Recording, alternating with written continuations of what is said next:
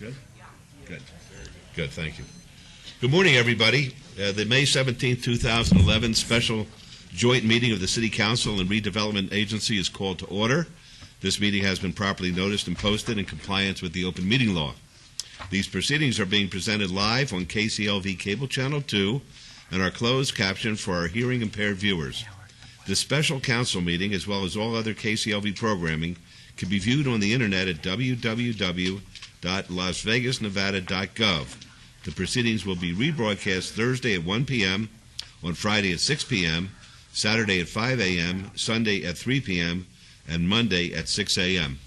We make the standard announcement that any and all of our meetings that this building is protected by a state-of-the-art fire detection and suppression sprinkler system, so should alarms activate, please leave through the exits. Our marshals will tell you when it's safe to re-enter. This is just a cautionary instruction.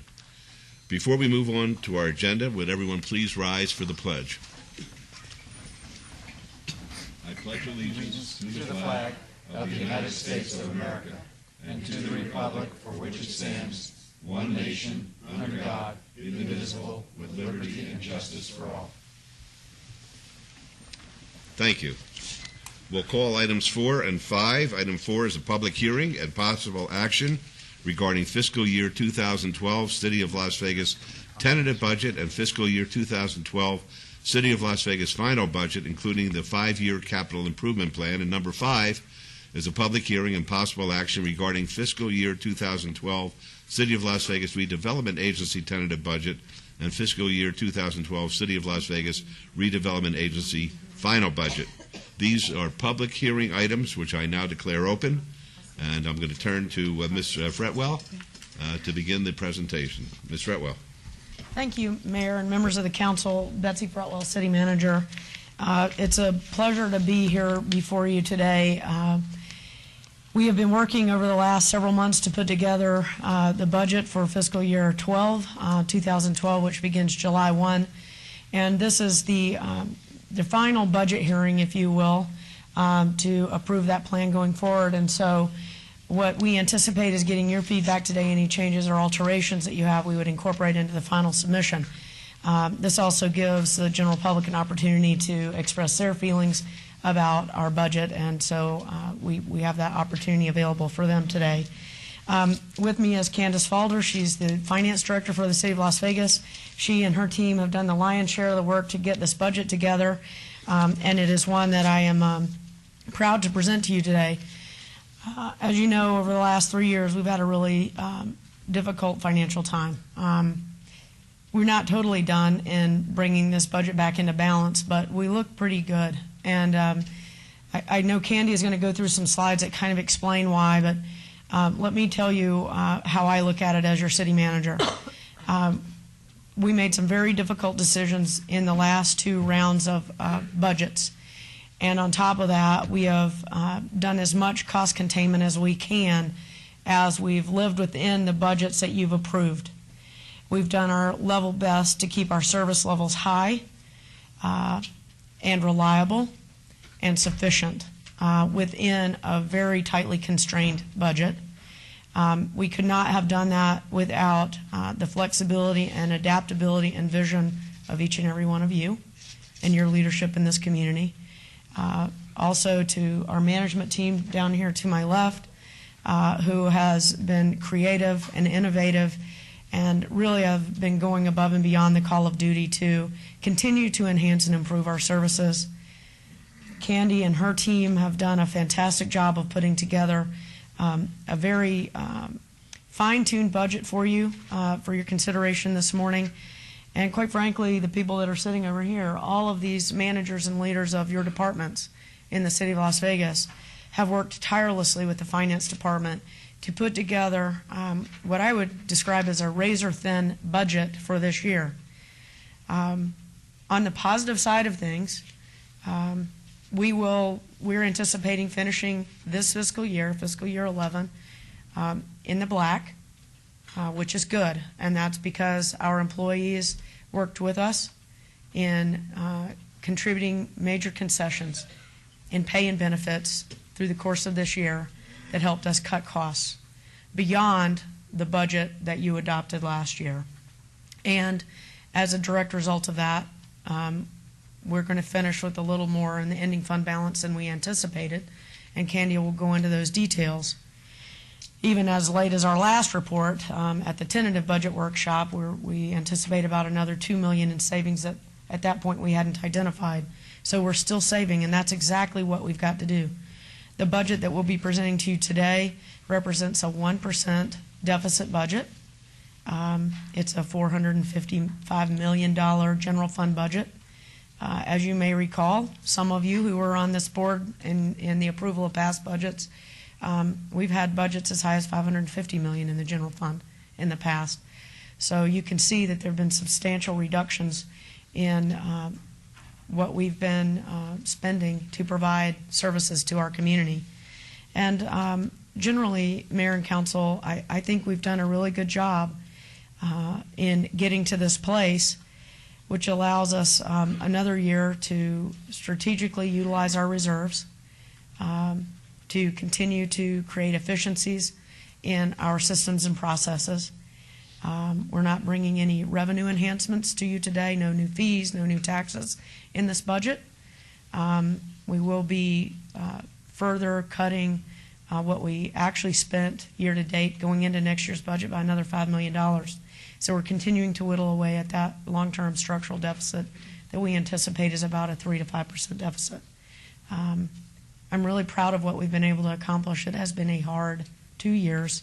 We've still got some work to do, but my hat's off to our staff, to our employees, to the leadership team, and to all of you for getting us to this place where we're not talking about major reductions in force today.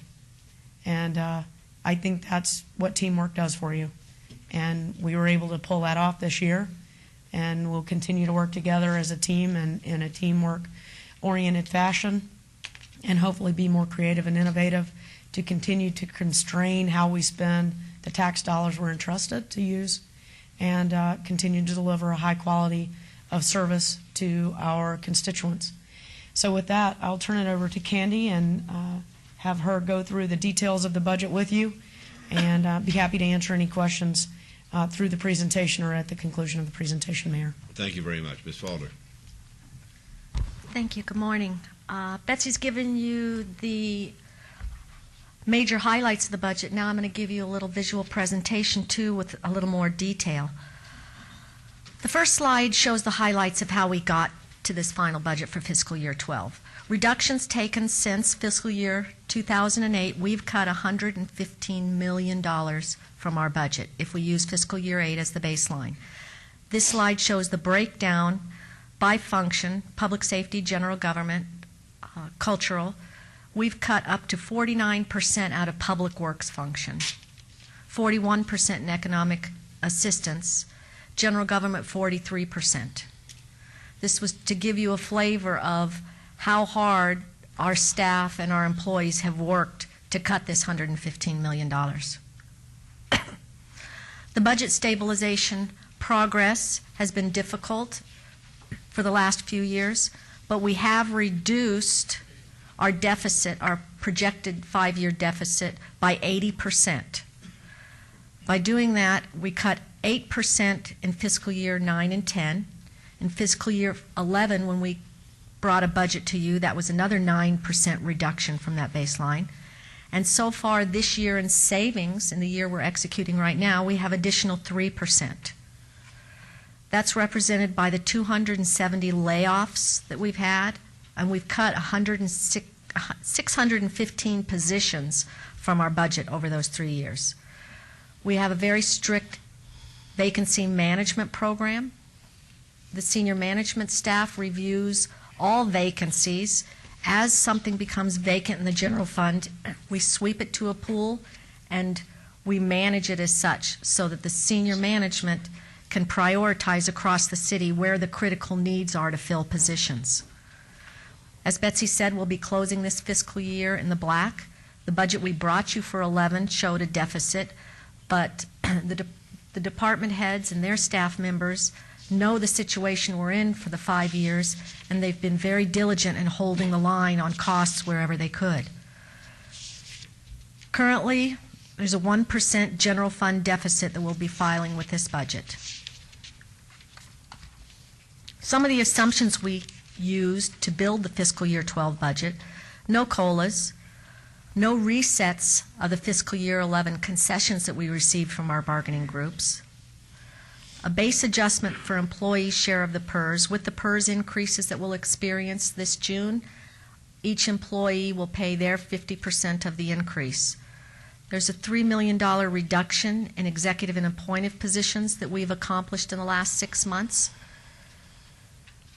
We're anticipating, and how we built this budget was $6 million in IAFF concessions to avoid future service impacts.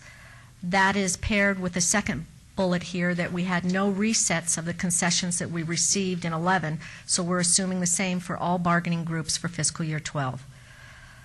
Restoration of $6.9 million to the Employee Benefits Internal Service Fund. That restoration is funding we took last year to help us bridge our gap. We're going to restore that funding because we're anticipating implementing some programs that in the future, in the immediate future, that will help us long term. We're going to use that to buy down some of our paid absence liabilities. And there was one more. VSPs. Thank you. And we're anticipating a strategic voluntary separation plan for fiscal year 12. So that money will be set aside in that fund for that. If we do not use all of that, it will flow into fund balance and be available for future use in buying down those unpaid liabilities. $300,000 has been built in this budget to support economic development.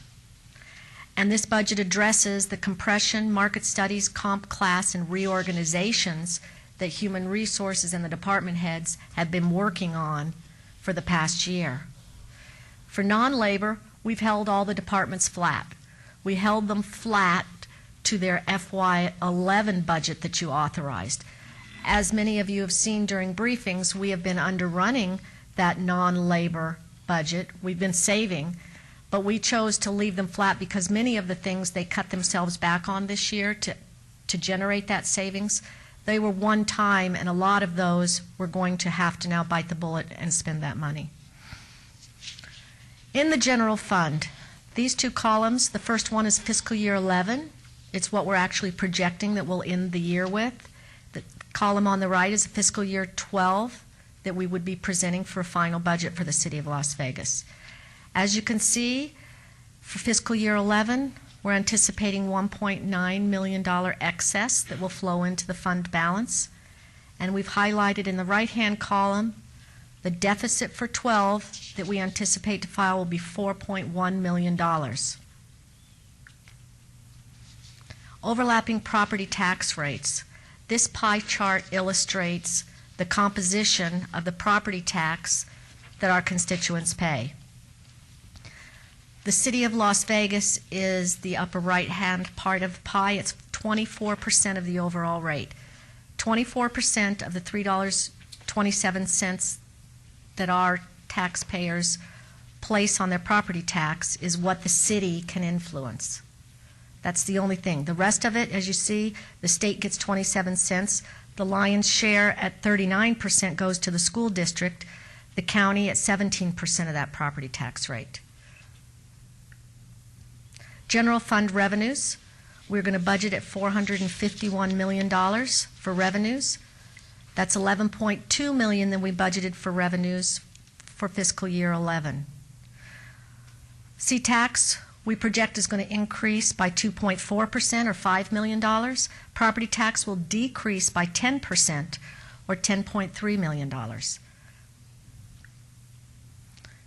General fund expenditures will be budgeted at $455 million, as Betsy told you, and the projected expenditures for 11 are $460. So we have already built in $5.2 million in the 12 budget that we will reduce.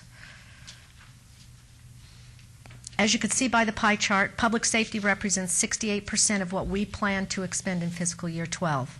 The next largest slice is the general government. That includes things like the city manager, HR, finance, IT. Culture and Rec is 10%. The general fund recap of the information I just provided in the previous slides again shows the $451 million that we project will come in for revenues, $455 million that we will spend. That gives us our $4 million deficit. Beginning balance that we will go into 12 with, beginning fund balance is $77 million, and we are proposing that we will end fiscal year 12 at $73 million. That's a 16%. Based on our budget policies, the fund balance reserve will be 16% of our revenues. I caution again that this looks very healthy, but we're not quite out of the woods. This is a snapshot because we have been maintaining that fund balance looking out the next 5 years, and based on our projection, if we don't do anything else or have an inability to grow some of those revenues or hold the line and cut some of those expenditures, we will deplete that fund balance down to zero within the 5 years. So we really need to do what we've been doing the past 3 years, stay vigilant and see what we can do to influence those revenue streams and to cut back on those expenditures. The next item I want to talk about excuse me, is the capital improvement plan. This year we will appropriate $447 million for capital plans. What we've done here is this has allowed us to preserve those projects that you funded in previous years.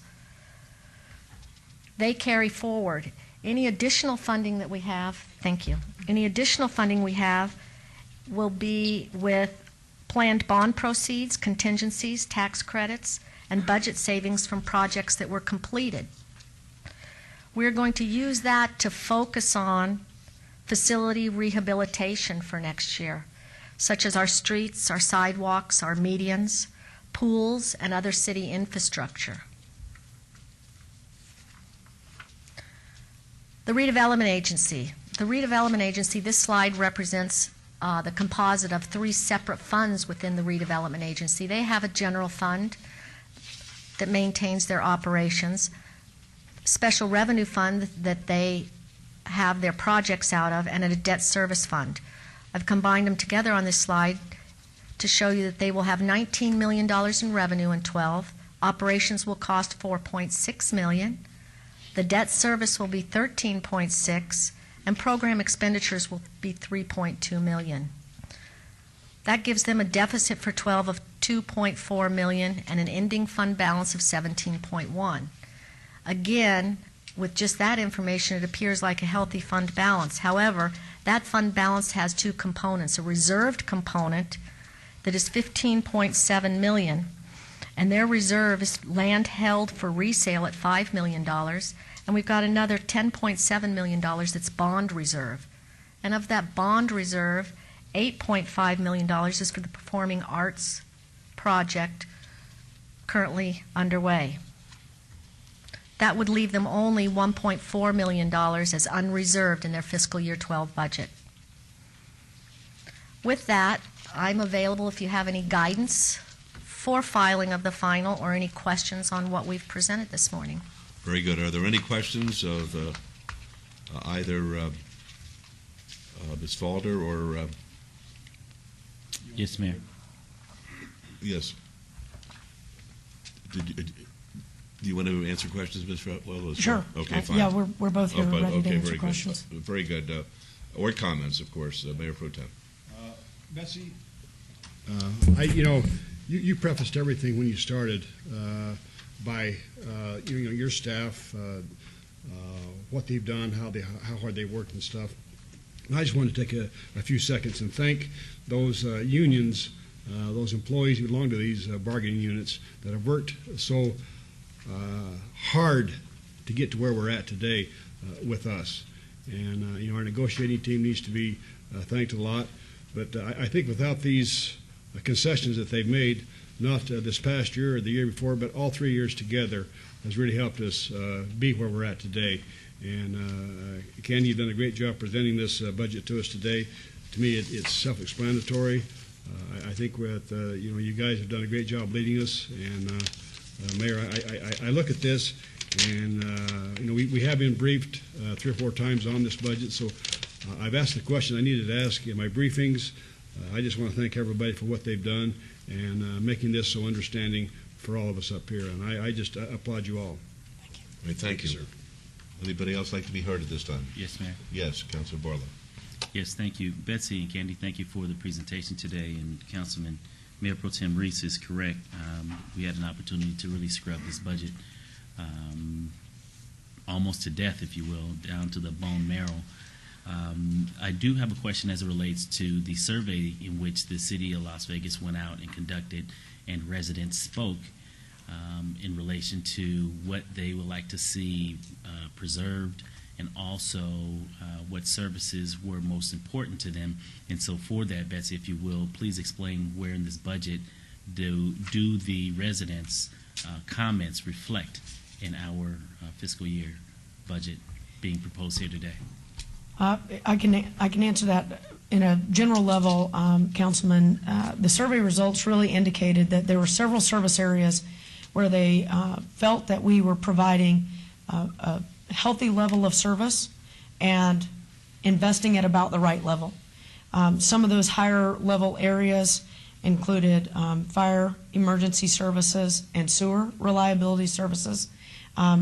All of those are sustained at similar levels of funding from the prior year once we build in the concessions.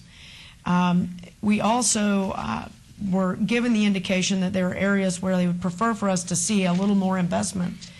Obviously, when you're cutting your budget, you can't really afford to invest back. Some of those areas are things like after-school programming. We're not adding back to parks and recreation and neighborhood services in this budget. We just simply aren't able to do that at this point. However, those are the kinds of things that we would use as we go forward in budget restoration discussions, assuming our revenues plateau out and start growing again. One of the things that we didn't really cover in this presentation, and we have talked about in briefings, I think is important for us to recognize, is that our two major revenue sources are down significantly, even though we're seeing some breath of life back in the consolidated tax. We're not anywhere near where we were at the peak. And with both property tax, which is still falling, and the consolidated tax, we've estimated, Mark's done some calculations, that it could take us anywhere from 8 to 13 years to see those two major revenue sources recover. 8 to 13 years. And that is not an easy thing to overcome when that makes up nearly 70% of your revenues. That's why we have to be really diligent right now in what I've described to our employees as cost containment. We need to make all the cuts that we made in the last couple of years continue to work going forward, and make sure that if we do have to make additional reductions or make management decisions regarding that, if revenues tailed off, for instance, that we utilize those survey results to make sure that we try and hold harmless those areas that are most important to the citizens, as well as if we add revenue recovery to be able to try and bolster up those areas that they said we'd really like to see those services restored. They're important to us, but we know they've been cut substantially. Right. Things like after-school programming is one of them, for instance. So it's kind of a long-winded answer to your question, Councilman, but we have a long road to recovery, and we're going to do everything we can to continue to evaluate those revenue sources that are available to us to see if we can't shorten that window where appropriate. But a lot of that's out of our control, really. Okay, and my next question is on page 3, which is the budget stabilization progress. We have here 270 layoffs and 615 positions eliminated. Is this from going back from 2008? Correct. Okay. And the 615, are the 270 wrapped up in the 615 positions? Yes. Okay. And Councilman, those were also citywide, all funds, not just the general fund. okay. And my last question is on page 4, which is the assumptions. going down to the $6 million in IAFF concessions to avoid service impacts, can you speak a little bit more to that? I don't quite understand the $6 million that we have here. Is that an assumption that we will receive that? I'm glad you asked that question so I can be pretty clear about what this means. We built this budget assuming that we got the same concessions that we got in fiscal year 11. We're anticipating for 12. All of the other bargaining agreements are complete. So our POA agreement is complete. PPA is on for council's consideration on Wednesday morning, and the CEA agreement runs through 2014. So those concessions that we were able to negotiate last year are all rolled forward into the fiscal year 12 budget. We have not completed negotiations with IAFF. In fact, we're at impasse with them at this point. We have been very clear that we needed to get similar concessions in value as the ones that we were able to accomplish last year in our negotiations, and that equates to approximately $6 million. Obviously, when you're at impasse, there's a series of steps that you go through to resolve your contractual negotiations. Some of that we may be able to settle. Obviously, that's still an opportunity all along the way. But also, if we're unable to reach some agreement through mediation or fact-finding, then it would be placed in the hands of an arbitrator, for instance. An arbitrator may agree with management. An arbitrator may agree with the labor proposal. And because it's a public safety contract, it's the last best final offer. So there's not any splitting of the baby, if you will. At that point, there's two proposals that are considered by an arbitrator, and they pick one. So if for instance, ours wasn't picked and the labor one was picked, we may or may not achieve those same savings and vice versa based on that process. What we are doing, Councilman, is working through the tools that are available to us right now to be able to manage the budget. But we anticipate going forward, not knowing the outcome of that collective bargaining process, that we do need to hit that $6 million savings in the general fund through the fire department budget implementation. Otherwise, the fire department will overrun their budget, is the bottom line. And that's not something we typically like to see happen. And so we will be working diligently with the fire chief to contain costs as we go through that process to the end. Okay, so with that being said, Betsy, I see here also on page 3, going back to the budget stabilization progress, and the last bullet is currently the city's general fund is 1%? Right. 1% deficit? Correct. So if in fact the concessions from IAFF are more or less, it could ultimately fluctuate this percentage, correct? Correct. Okay. But the budget we're filing would be a 1% deficit budget. If we got to the end of the year and something didn't go as planned, then obviously we may end up having to draw down the fund balance more than we anticipated. That is something we try to avoid with all the effort we could put towards that. So. Right, and I recall also that this council set a policy, I believe it was either 10 or 8%. 12. It was 12%? 12 is your budget ending fund policy. You have relaxed that to 10, To 10%. although my sense is we really probably could reset that at 12 at this point. It might help us with the bond raters. Despite all of the work that we've done, we still had a bond rating downgrade this year, which is really not a good thing, and I'd like to see that restored. One of the ways to do that is to move that budget policy back up to 12% versus the relaxed 12% that you approved 2 years ago. Okay, my last question, Betsy, is I just have a question in regards to the restoration of the $6.9 million to employee benefits. What is ISF? That's an internal service fund. Okay. An internal service fund is where we collect costs and then use a systematic allocation to distribute those. So we put all the benefits in a pool, a common pool. We distribute them to time worked or cost of labor as we cost it to the general ledger. For every dollar that's spent on labor, you get a piece of cost from the fringe benefit pool or the ISF. that goes with it? That's where we pay for all the health care benefits, post-employment benefits. It's a risk management fund, basically, Councilman. And last year, you established a 25% ending fund policy for that fund, and it is not at 25%. This will help creep it back up to 25%. I think we're actually, Candy, at about 10% in that fund. So it's a strategic allocation because there's some unfunded liabilities that we need to be prepared to pay off. Okay. And the $300,000 to support the economic development, Right. is that a temporary, or is that something that we're going to continue as far as to help offset some of the expenses for the economic development? You could see that the RDA is running a deficit this year. As you know, in the first slide that Candace showed earlier in the presentation, that economic assistance has had a significant cut. Basically, we wiped out all the general fund contribution to economic development. What the $300,000 would do would be a partial restoration of that. Obviously, Councilman, that would be something that we would consider year to year. But this is one way for us to stabilize the business development function in the city and economic development function to be able to continue to focus in on one of the council's high priorities, which is job creation and business, having a business-friendly environment so that we can continue to retain and attract new businesses to our community and hopefully help diversify our economy here as we continue to hopefully recover out of the recession.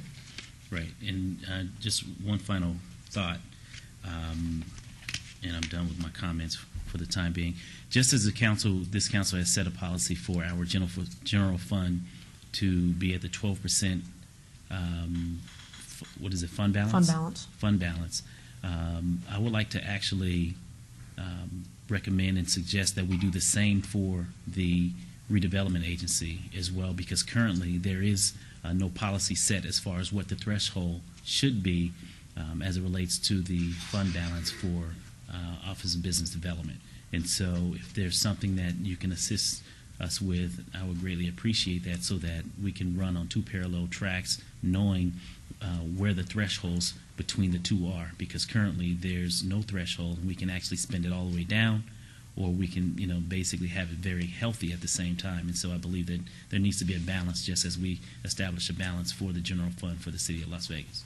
Sure, and Councilman, what we can do is we can bring an agenda item back to one of the RDA committee board meetings to have a discussion about that. And I know you and I talked about that during the briefing, and one of the thoughts that I had is you will have a newly configured Citizens Advisory Committee to the RDA, and that may be a topic that we could bring to them to vet the ideas a little bit and talk through the financial wherewithal of the RDA, and maybe even involve them in the development of that recommendation back to the RDA board.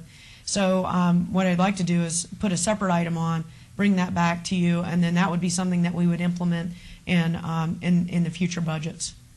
I appreciate it. Thank you. Thank you. Any other comments or Goodman? questions? Yes, Councilman Please. Wilson. I'd like to amplify something that Councilman Barlow said. If we could go back to slide 1. Councilman Barlow, I think in his beginning comments, asked something about how does our budget reflect what our citizens have told us in our outreach programs, in our town halls, our citizen surveys. Can we get that slide up there? I can try. Thank you. Thank you. There we go.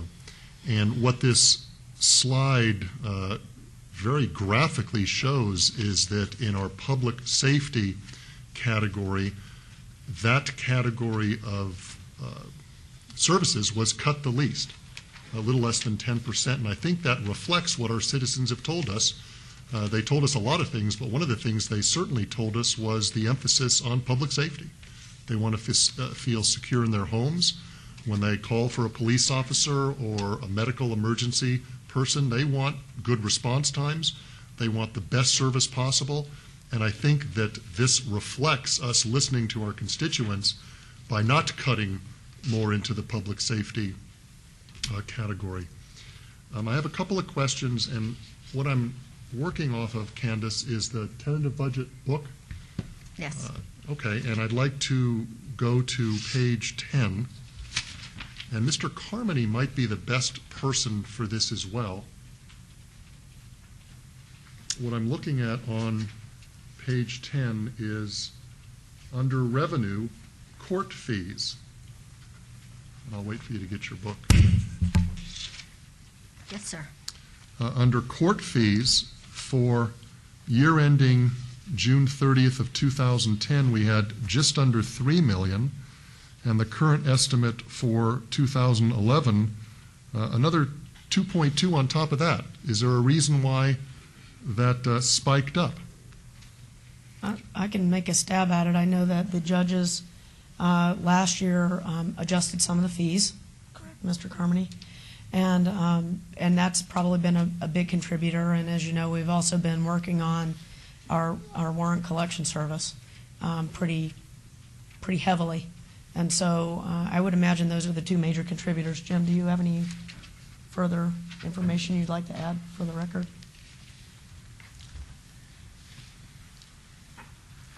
Jim Carmody, excuse me, Court Administrator. Councilman, as the City Manager has said, those are two reasons. The other is last year, in agreement with the City Attorney, there were certain fines that were increased, traffic fines that were increased, which would add to an increase in fees. So that was another part of it. It contributed, I think, around $400,000 more to the revenue collected by the court. So there was the warrant service program, which you approved. There were the fees, that some fees were increased, although primarily the other reason was the increase in fines. When the fines are increased, the fees are also increased? There are certain fees that are connected to the fines, and when we say fines and fees, I'm not sure, I haven't seen that page of the budget. Okay. But some of it are straight fines. Yeah, I'm going to get And to then the fines next. I'm just Okay. talking about the The budget. administrative fees, there is an administrative fee, some of that goes to the state, Okay. some goes to the city. There's a construction fee that comes to the city, as well as all of that comes to the city. So there are fees they raise as fines. Okay. They're Do we tied have to total fines. control over the raising or lowering of court fees? No. Most of those fees are set by statute. Okay. And at times, there will be increase in fees set by the legislature, of which we get nothing. Now, the next category is something you hinted on, and that comes under the line item of court fines. And this is on the same page 10, Jim, if you want to look to where Candace is pointing down towards the bottom. You see where it says fines and forfeits? I do, yes. Under court fines, actual prior year ending June of 2010, $19.5 million in court fines, and then the projected for ending June of 11 is $18.5 million. You see where Yes, I'm pointing? I do. That's a lot of money. And It that's is. all raised as a result of Las Vegas Municipal Court fines Yes. on across-the-board categories, anything from parking tickets, traffic tickets, and misdemeanor offenses. Is that right? Not parking. Not parking? Parking tickets we do not handle. Okay. 80% of that is traffic fines. And that is you and me do something, we get a ticket, and we pay our fine. So about 80% of that is traffic-related revenue, fines. There's two pieces to what drives that number. One is most people pay their fines when they get a traffic ticket. There are a group of people who don't pay their fines for various reasons. What we've done is we have made a concerted effort in the last 2 years to encourage those people, if you will, to take care of their traffic fines. By reminding them that if they don't do it within a certain period of time, they will go into warrant. They're subject to arrest if they go into warrant. The warrant service program with D&E is an example of that, which is generated, and I think Chief Coyne will show you in a couple of weeks about an additional $1 million. That projection of 18 million we think is low. We usually, the last quarter of the year, our fines increase, and we think we will match the fine revenue for last year. Okay. Thank you, Jim. I have one final area, and it's on page 9, Candace, of that same book. And what I'm looking at is under licenses and permits, under the revenue category, under business licenses for actual year ending 2010, $14.3 million, and then projected for June of 11, 13.4. And that's under the business license. You see what I'm talking about? Yes, sir. What is the average cost of a business license in the city of Las Vegas? I've never calculated that. I mean, there's a range, isn't there, depending on There the is type a of... large range, depending on the type of business, whether you have a general business license or a privileged business license, whether you're opening a tavern. There is a wide range of different fees. What's the cheapest? I've seen some fees $25. Is Carol here? Maybe Carol would know. I don't know. If No, I may, don't believe. Please. Yes, Mr. Vincent. license fees are typically semi-annual, and most of the license fees at the lowest level are about $100, around $100 semi-annually. Some of the license fees are based on gross revenue, and so they're on a sliding scale, and that's why this question is difficult to answer without doing some math, which we haven't done yet. So hopefully... Give me an example of the high end. What kind of business, without naming a particular business, would pay the highest type of a business license fee? And how much would it be? You can see license fees that could be in tens of thousands for a high-end retail type establishment that's paying a gross license fee. Okay, and then right below that is the liquor license fees for year ending 10 and 11. It's about the same, 1.8 million. Is that right, Yes, Candace? it is. And then the final category under franchise fees, all of those fees that are mentioned, the gas utility, electric utility, sanitation utility, telephone, garbage collection, cable television, ambulance. Do we have control or say-so in the amounts of those fees? Those are capped by state law Okay. at 5%, and I believe we're at 5% on all of them. If we wanted to lower those fees, could we? Yes, Yes, So we have the ability to go below the cap, but not go above the cap. correct. correct. Okay. Thank you very much. Councilman Anthony. Thank you, Mayor. I get an email from a website called Governing Daily every day, and they have articles in there about what's going on the federal level and the state level and the local level. And the articles on the federal level, as far as budgeting concerned, is a little bit different because the federal government can print money and borrow money whatever it wants to do. But on a state and local level, we have to balance our budgets. And what I've seen from these particular articles is there are a lot of cities in the United States that are in deep trouble.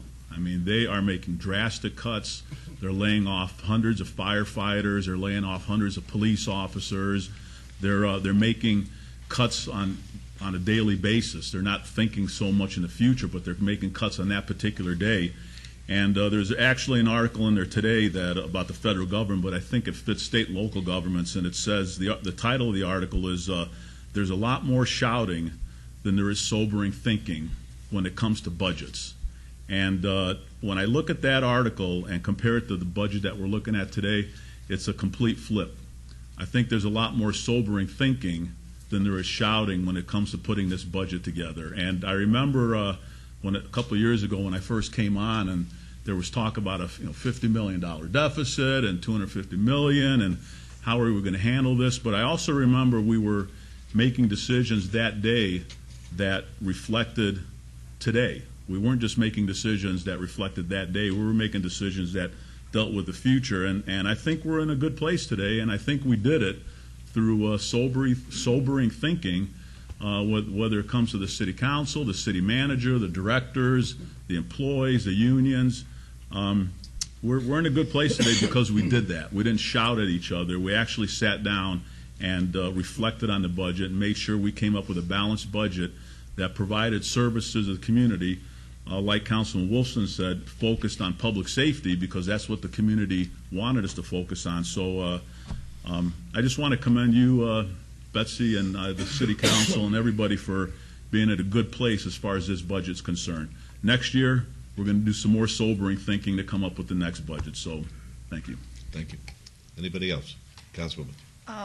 Betsy, I wanted to thank you and your staff very much for the briefings you gave us so often, the numerous questions we had that you answered for us, all that guidance through there. I think it shows a strong backbone in leadership that we have here and helping us get through this, starting earlier than other entities did, and working in a, as Councilman said, not in a shouting way, but in a let's try and solve this way. I think it was important, and I think a part of it came from the mayor, and a part of it came from what you're doing and your staff, and I wanted to say I appreciate it very much.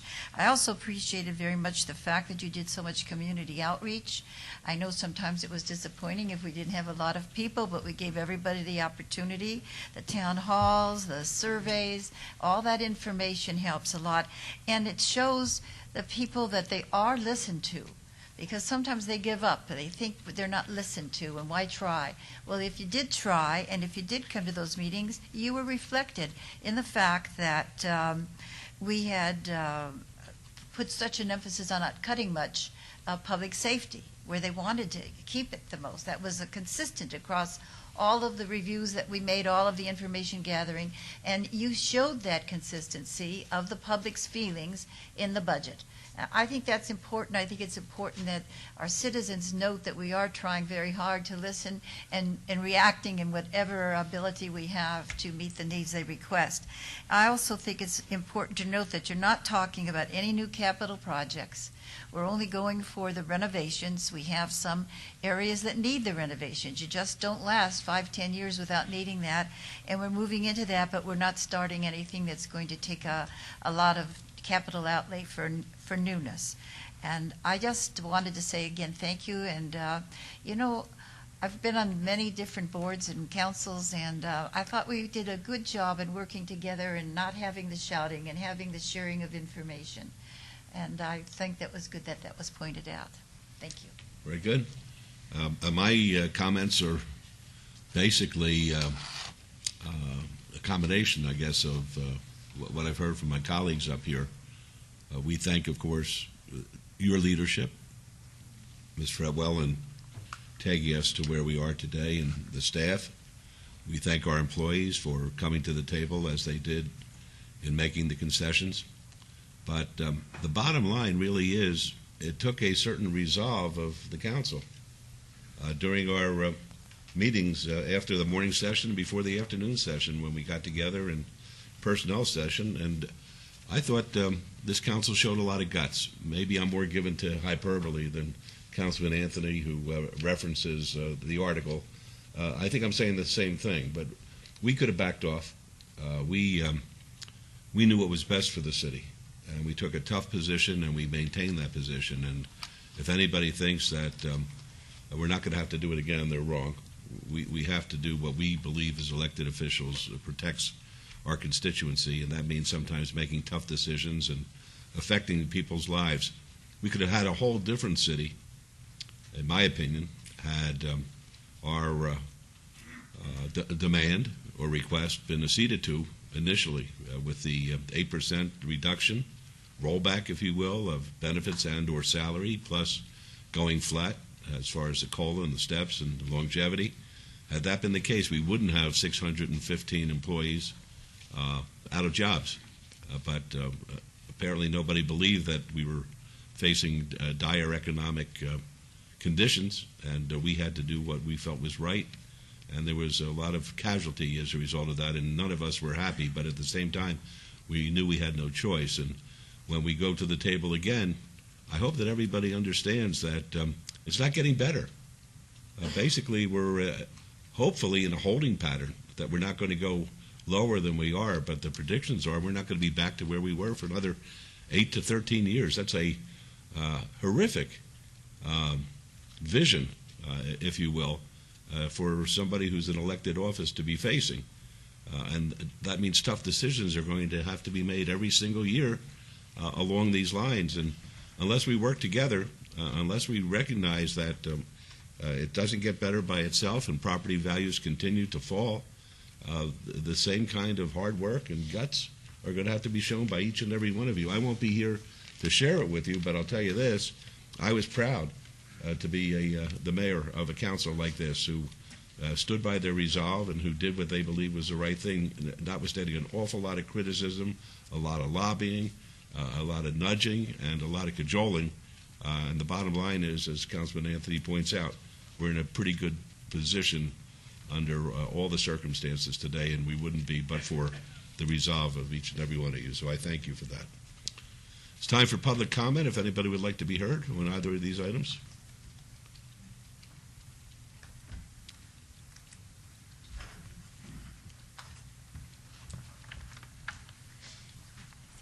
Thank you, Candy. Juanita Clark on behalf of Charleston Neighborhood Preservation. Our comment is thank you also for not speaking as though we were living in a fairyland and keeping us bewildered, and to facing us with the facts. I just would ask that the media make such information available on a scale that could be comprehended by the residents, and I because we're very concerned about that. I am down here today as one person, which will be shared with some other people, but to consider the population of the city of Las Vegas is very minor. And I'm concerned that people, that the stand that the city council and the mayor and all the staff have supported and caused to happen will help individuals to face reality among their own personal finances and the personal actions that they take and the personal plans that they make when they listen to the projections of you folks who have looked at a much wider population than a single family, for instance, or even a small neighborhood. When you looked at the entire city of Las Vegas and seen this and faced it and shared that information with us, and we appreciate that. And in conjunction with that, a comment. Again, we're concerned about the wording that is on the agenda. If you would look at the wording for this item number 4, and try to do it from someone who doesn't have a clue what this is about. And when it's worded as though there was a tentative budget, and it sounds to some as though it's a tentative and a final budget at the same time, and that sounds like an impossibility to some of us. And so just to maybe word just a few little tweakings of words or rearrangement of words, and it doesn't require a paragraph. It can be done in almost the same number of words, but just to put a little more clarity there so that so that you could diagram that sentence, for instance, and say, oh, this is this and this is this. And so we thank you very much, and we're very pleased with the people that we've elected, the candidates that have run, first of all, and then the ones that have been elected. Thank you. Thank you. Councilman Ross? Yeah, Mayor, I just want to point out that anyone can access this information easily on LasVegasNevada.gov. It's a great resource for those of you that do not know that. This budget will be available online once it's approved. And there's a ton of other great information about the city of Las Vegas at LasVegasNevada.gov. And I would ask that the citizens of this city use that resource. Thank you. Councilman Real Wilson? quickly, thank you, Mayor. You know, Juanita, you're right about the wording in some of our agenda item headlines. And Councilwoman Tarkanian and I, in our briefings and other meetings, often comment about, we don't even understand what this means. And if we don't understand it, there's a pretty good chance the public doesn't either. So I took what you said to heart, and we're going to continue to work on hopefully guiding staff into making some of these agenda item, what do you call this, a headline or just what do you call it? It's the summary. The what? The summary of the agenda item. The summary of the agenda item, but the actual description a little bit more user-friendly. Okay. Anybody else like to be heard at the public hearing? All right, seeing none, we'll close the public hearing. Then may I have a motion then on item number 4? Yes, Your Honor. With all the comments made on this item, I've put those into my motion for approval, following staff's recommendation, and again, I think it's a very good budget, and thank you. Thank you. Let's vote on that, please. Opposed? Motion carries. And on item number 5, please. Same motion, same comments, sir. Thank you. Please vote. Opposed? Motion carries. And thank you, Ms. Fretwell and Ms. Folder, for an excellent presentation. All right, we're going to move on to item number 6 now. That's citizens' participation. Public comments during this portion of the agenda must be limited to matters within the jurisdiction of the City Council and Redevelopment Agency. No subject may be acted upon by the City Council and Redevelopment Agency unless that subject is on the agenda and is scheduled for action. If you wish to be heard, please come up to the mic and give us your name. Put the 3-minute timer on if necessary. All right, seeing none, the meeting is adjourned.